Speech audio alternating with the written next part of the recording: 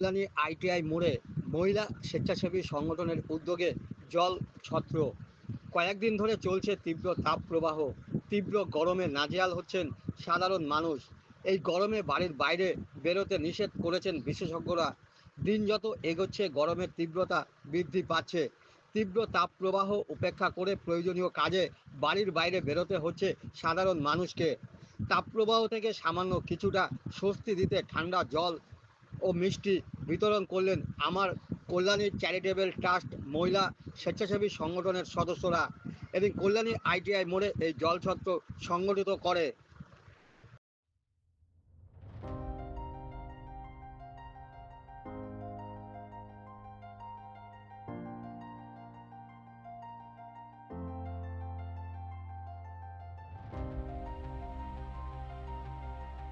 জলছত্রের আয়োজন করেছি। আজকে আমাদের 3 নম্বর দিন চলছে।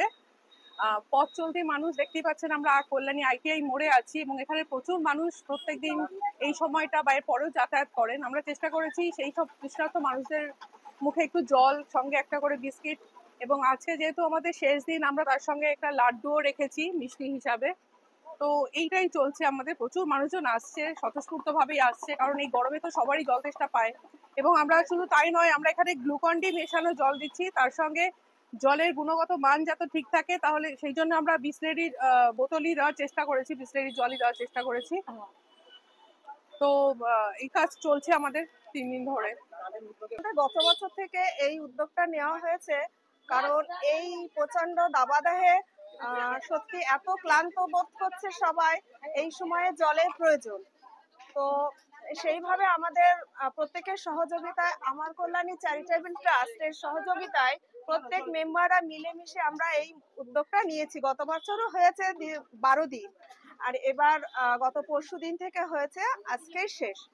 তো এই শেষ দিনে আমাদের থাকছে mineral water, Glucon D, laddu, biscuit, chocolate, এবং মানুষের ভীষণ জলের চাহিদা।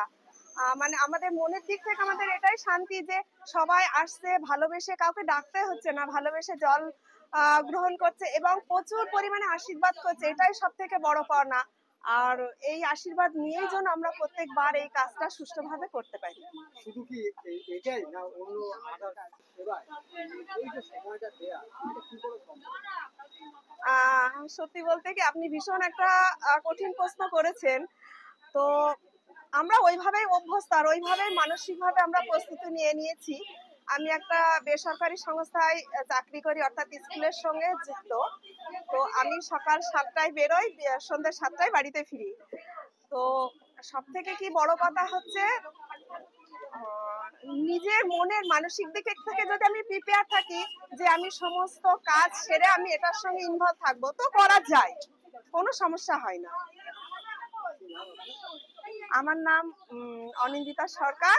আমি আমার কল্যাণী চ্যারিটেবল ট্রাস্টের সহ সম্পাদক।